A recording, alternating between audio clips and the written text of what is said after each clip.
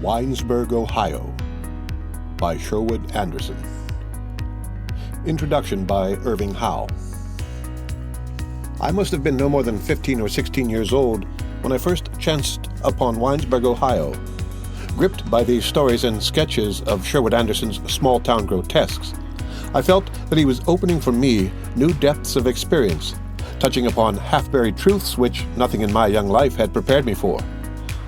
A New York City boy who never saw the crops grow or spent time in the small towns that lay sprinkled across America, I found myself overwhelmed by the scenes of wasted life, wasted love. Was this the real America that Anderson sketched in Winesburg? In those days, only one other book seemed to offer so powerful a revelation, and that was Thomas Hardy's Jude the Obscure. Several years later, as I was about to go overseas as a soldier, I spent my last weekend pass on a somewhat chaotic journey to Clyde, Ohio, the town upon which Winesburg was partly modeled. Clyde looked, I suppose, not very different from most other American towns, and the few of its residents I tried to engage in talk about Anderson seemed quite uninterested. This indifference would not have surprised him. It certainly should not surprise anyone who reads his book. Once freed from the Army, I started to write literary criticism, and in 1951, I published a critical biography of Anderson. It came shortly after Lionel Trilling's influential essay attacking Anderson, an attack from which Anderson's reputation would never quite recover. Trilling charged Anderson with indulging a vaporous sentimentalism, a kind of vague emotional meandering in stories that lacked social or spiritual solidity. There was a certain cogency in Trilling's attack, at least with regard to Anderson's inferior work, most of which he wrote after Winesburg, Ohio. In my book, I tried, somewhat awkwardly, to bring together the kinds of judgment Trilling had made with my still keen affection for the best of Anderson's writings. By then, I had read writers more complex, perhaps more distinguished than Anderson. But his muted stories kept a firm place in my memories, and the book I wrote might be seen as a gesture of thanks for the light, a glow of darkness, you might say, that he had brought to me. Decades passed. I no longer read Anderson, perhaps fearing I might have to surrender an admiration of youth. There are some writers one should never return to. But now, in the fullness of age, when asked to say a few introductory words about Anderson and his work, I have again fallen under the spell of Winesburg, Ohio, again responded to the half-spoken desires, the flickers of longing that spot its pages. Naturally, I now have some changes of response. A few of the stories no longer haunt me as once they did, but the long story, Godliness, which years ago I considered a failure, I now see as a quaintly effective account of the way religious fanaticism and material acquisitiveness can become intertwined in American experience. Sherwood Anderson was born in Ohio in 1876. His childhood and youth in Clyde, a town with perhaps 3,000 souls, were scarred by bouts of poverty, but he also knew some of the pleasures of pre-industrial American society. The country was then experiencing what he would later call a sudden and almost universal turning of men from the old handicrafts towards our modern life of machines.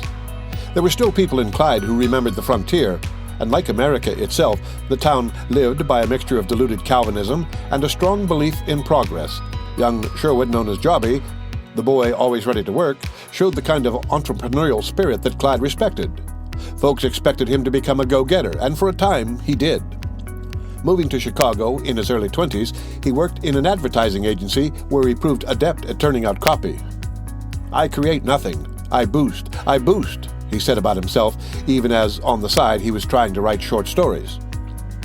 In 1904, Anderson married and 3 years later moved to Elyria, a town 40 miles west of Cleveland, where he established a firm that sold paint. "I was going to be a rich man.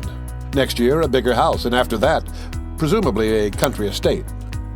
Later he would say about his years in Elyria, "I was a good deal of a Babbitt, but never completely one."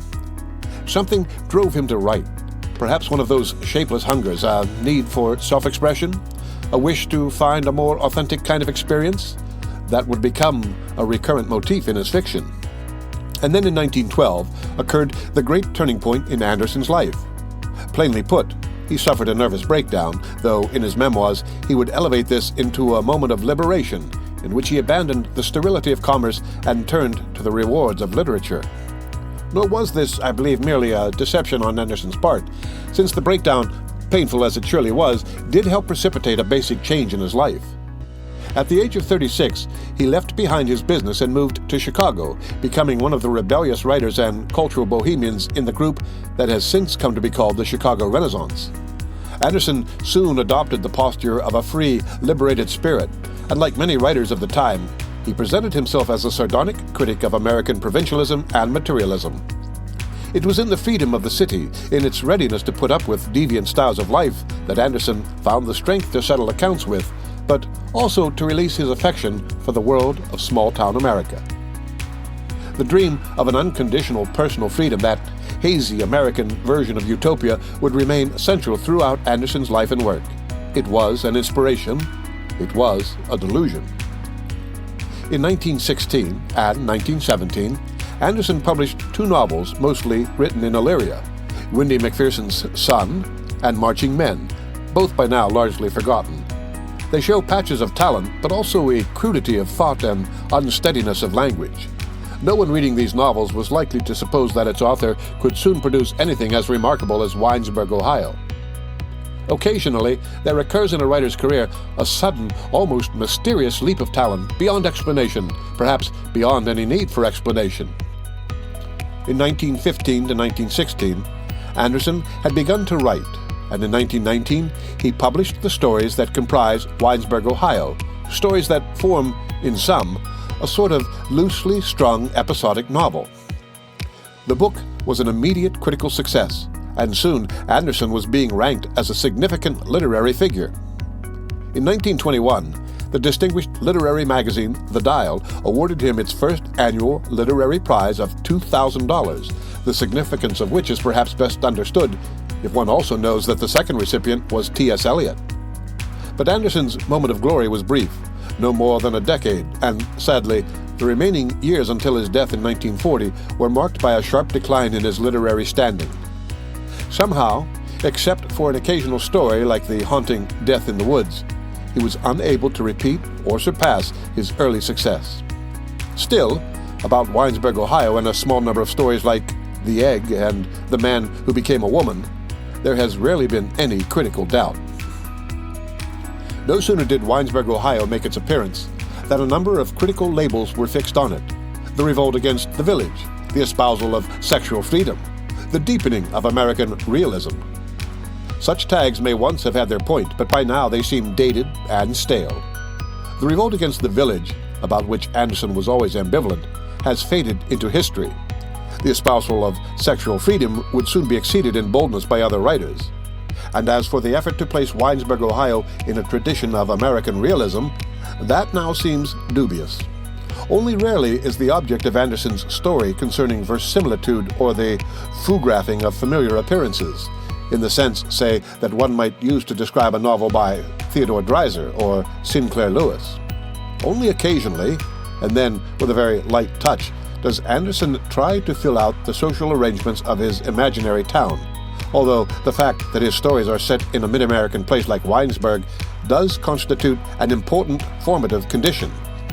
You might even say, with only slight overstatement, that what Anderson is doing in Winesburg, Ohio, could be described as anti-realistic, fictions notable less for precise locale and social detail than for a highly personal, even strange vision of American life. Narrow, intense, almost claustrophobic, the result is a book about extreme states of being, the collapse of men and women who have lost their psychic bearings and now hover, at best tolerated, at the edge of the little community in which they live. It would be a gross mistake, though not one likely to occur by now, if we were to take Winesburg, Ohio, as a social photograph of the typical small town, whatever that might be. Anderson evokes a depressed landscape in which lost souls wander about. They make their flitting appearances mostly in the darkness of night, these stumps and shades of humanity. This vision has its truth, and at its best, it is a terrible if narrow truth, but it is itself also grotesque with the tone of the authorial voice and the mode of composition forming muted signals of the book's content. Figures like Dr. Parzival, Kate Swift, and Wash Williams are not, nor are they meant to be, fully rounded characters such as we can expect in realistic fiction. They are the shards of life, glimpsed for a moment, the debris of suffering and defeat. In each story, one of them emerges shyly or with a false assertiveness, trying to reach out to companionship and love, driven almost mad by the search for human connection. In the economy of Winesburg, these grotesques matter less in their own right than as agents or symptoms of that indefinable hunger for meaning which is Anderson's preoccupation. Brushing against one another, passing one another in the streets or the fields, they see bodies and hear voices, but it does not really matter. They are disconnected, psychically lost. Is this due to the particular circumstances of small-town America as Anderson saw it at the turn of the century? Or does he feel that he is sketching an inescapable human condition which makes all of us bear the burden of loneliness? Alice Hinman, in the story Adventure, turns her face to the wall and tries to force herself to face the fact that many people must live and die alone, even in Winesburg. Or especially in Winesburg? Such impressions have been put in more general terms in Anderson's only successful novel, Poor White. All men lead their lives behind a wall of misunderstanding they have themselves built, and most men die in silence and unnoticed behind the walls. Now and then a man, cut off from his fellows by the peculiarities of his nature, becomes absorbed in doing something that is personal, useful, and beautiful.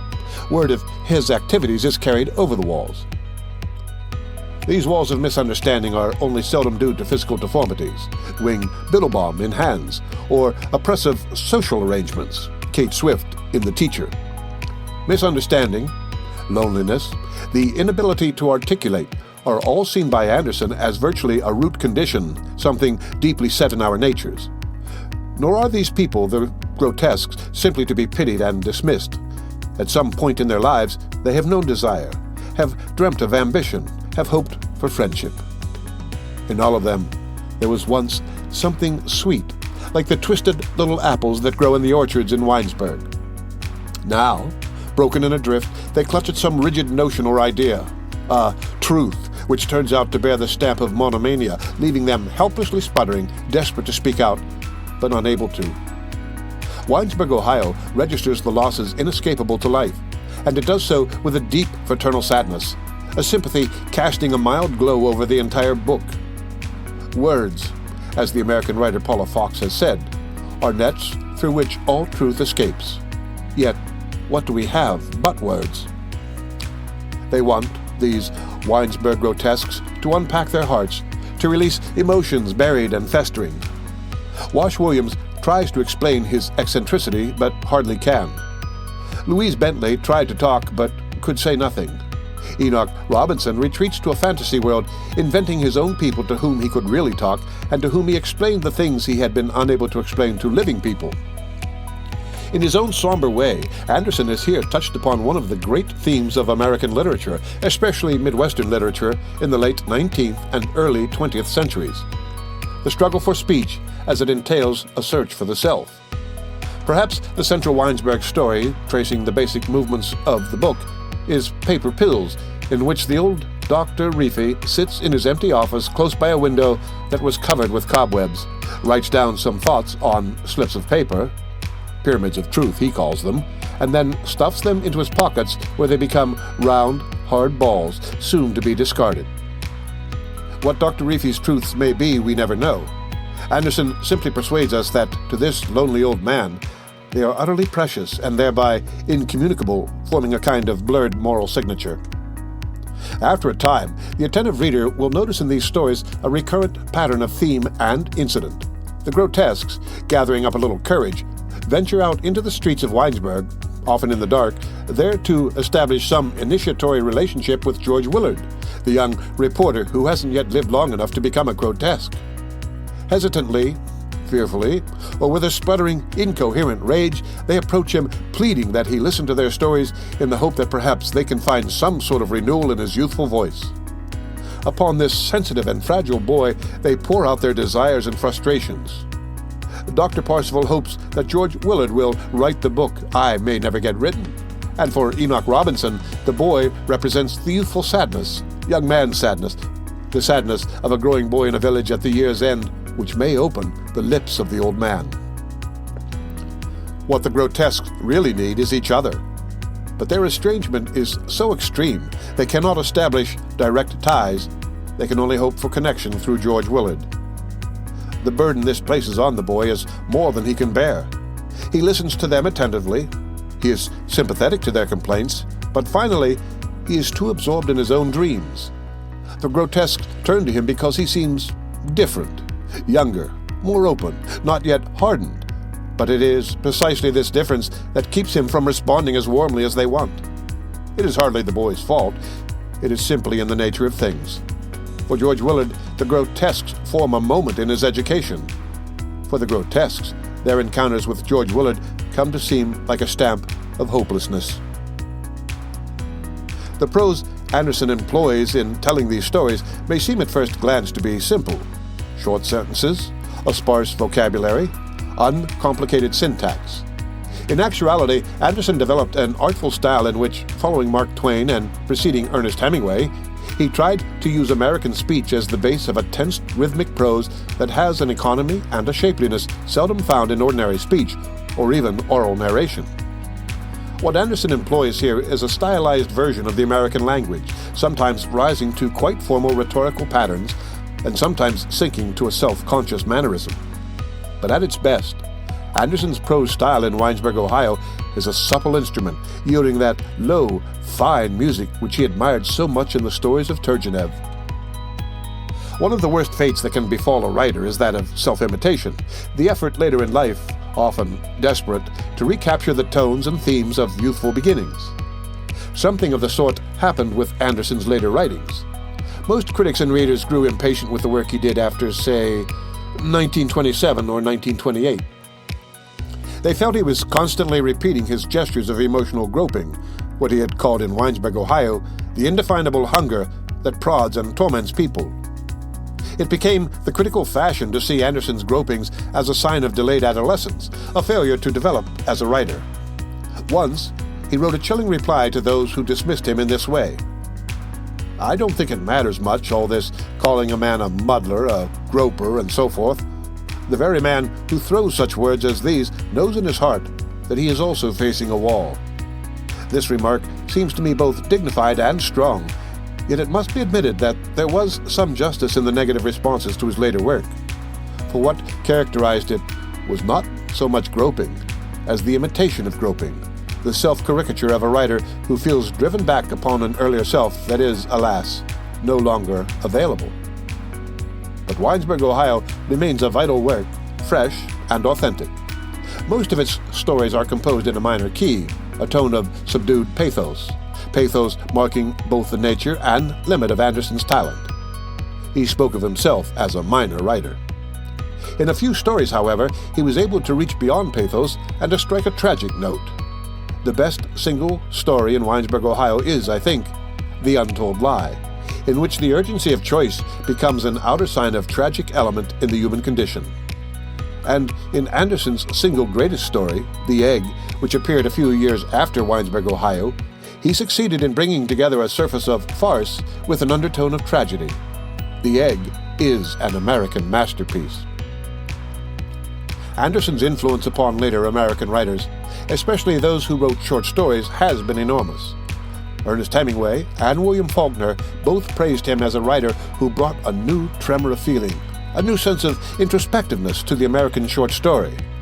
As Faulkner put it, Anderson's was the fumbling for exactitude, the exact word and phrase within the limited scope of a vocabulary controlled and even repressed by what was in him almost a fetish of simplicity, to seek always to penetrate to thought's uttermost end.